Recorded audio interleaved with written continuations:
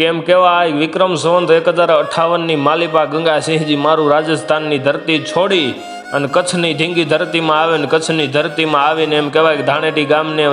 સ્થાપના કરે અને ગુજરાતમાં આવવાના કારણે ગુર્જર અને રાજપૂત હોવાના કારણે ક્ષત્રિય આમ ગુર્જર ક્ષત્રિય સમાજની સ્થાપના કરે અને ધીરે ધીરે ધીરે એમ કહેવાય કે દીને જાતા વાર લાગે નહીં. ઈસવીસન 1234 માલિપો વખત આવે અને દુશ્મનોની કફરી મીઠું મંડાઈને દુશ્મનો જ્યારે ગામની ગાયું વાળી જાય જેથી બુંગિયા ઢોલની માથે દાંડિયું પડે રેડીબાંગ ધેજાંગ રેડીબાંગ ધેજાંગ રેડીબાંગ ધેજાંગ અને ત્યારે એમ કહેવાય કે ધરા જાતા ધર્મ પલટતા ત્રિયા પડંતા તાવ આ ત્રણેય ટાણા મરણના એમાં કોણ રંકને કોણ રાવી વાય ફરકે મુછડિયું રિયણ જબુકે દંત જોઈલિયો પટોળા વાળ્યું આ તો લોબડી યાડીનો કંથ ભલામણા ધરા શીશો ધરે મરે પર ટેકન મૂકે ભાગે નૈસો લડે સુરબદ ગદીના ચૂકે નિરાધાર કો દેખ દિએ આધાર યાપ બલ અડગ બચન ઉચાર સ્નેહ में करे नहीं छल इ पर स्त्रिया संग भेटे नहीं धरत ध्यान अवधूत को कवि समझ भेद पिंगल कहे कि यही धर्म रजपूत नो भलामणा होय वृद्ध बाळ अंग जोबन भैरो होय बड़वान के अबड़ घेलो इ गीत मंगળ તણા ગાઈને ભલે ને કંઠમાં હોય વરમાળ ચોરી ચડેલો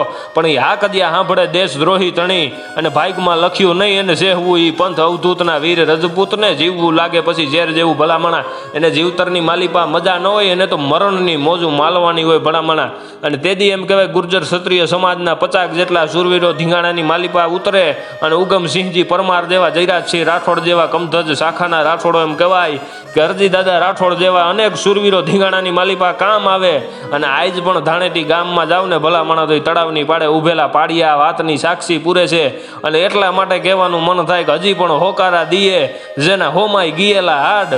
તેથી સૌજન રાખીને શાન તારી પૂજા કરે બાબુ પાડિયા હો.